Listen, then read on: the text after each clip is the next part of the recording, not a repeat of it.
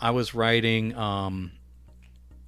for a flash fiction contest, but I accidentally picked an older prompt, so I was using different pictures, different sound for that one, and that's what this story is. Which I'm not mad that I wrote this story, so I'm kind of glad that I picked the wrong one, and then I don't feel so sad. This one is just under 1,000 words, and was based on a few different pictures and sounds and things like that. So it produced this particular story. One of the sound actually was the song Sound of Music, but done by Coltrane in like a 20-minute jazz riff. And so I know the lyric is, and then I don't feel so bad, but I switched it to sad for this particular story. All right.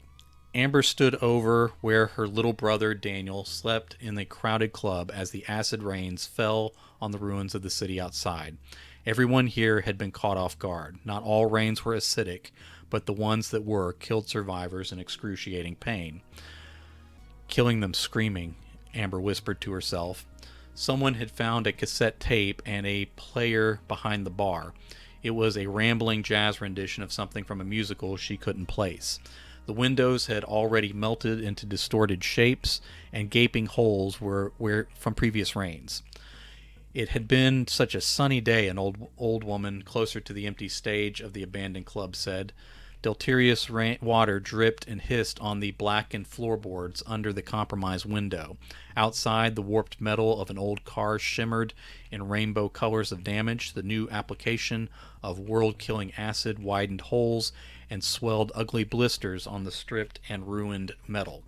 Someone bumped her and mumbled what could have been an apology or a curse. She stayed planted because her brother was curled up and exhausted under her feet. She'd fight or bite anyone before she let them step on him. She folded herself into the faded denim jacket that used to belong to her father. It had a ratty patch for a heavy metal band barely holding onto the back. Her dad would not care for this jazz number going on and on. Someone else deeper in the crowd of strangers off to the left spoke for her dead father, saying, "Can someone turn this off? I'd rather hear this than that burning hell rain eating away the building around us." Problem was that Amber could hear both the rolling jazz and the angry raindrops all over the city. She could smell the stomach-turning fumes wafting through the holes all around the structure, and the unwashed sour odor of layers upon layers of dirt and sweat from every stranger gathered around her. She glanced up at the ceiling. Brown spots of water damage made her nervous. It looked old, so probably from pipes or leaks in the past.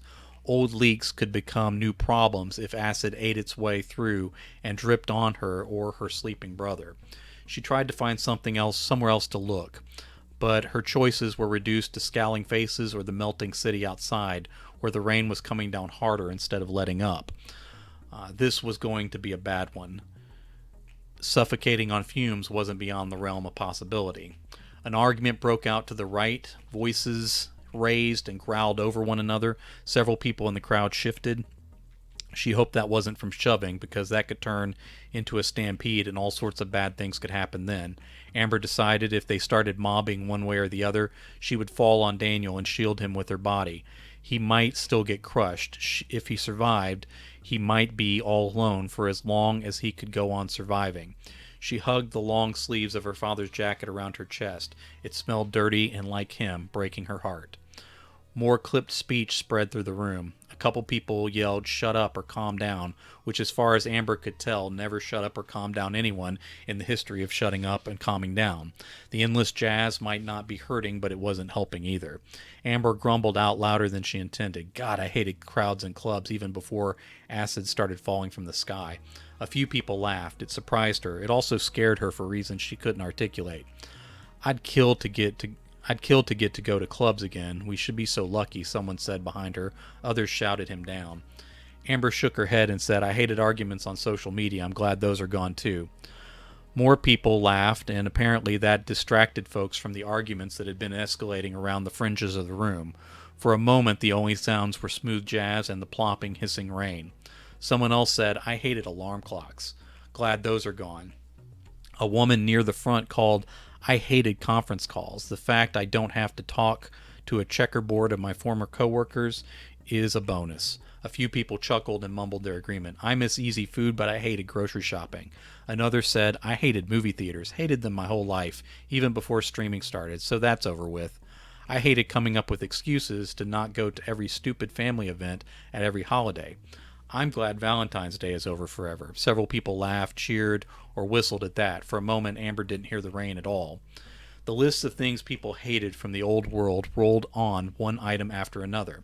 Soon the room didn't feel as crowded or dangerous. Amber realized she was smiling, and that fact almost made her cry. She was tempted to wake Daniel up for this experience, but he wouldn't get it, so she let him go on sleeping between her feet. She still felt bad, but not as sad. The sign outside the club tilted into view with a screech. The bolt had apparently taken all the abuse they could. The bolts had taken all the abuse they could. The club was called Masked, but letters fell away from the decorative iron. The M swung for a moment before clattering to the wet, smoking sidewalk. Ask, she read out quietly as people listed more of their least favorite things. Amber turned her eyes to the water-spotted ceiling that could betray them at any moment, and she asked, why? The 20-minute jazz track ended with canned applause from people who probably died long before the world did, and a few people in the club actually clapped too.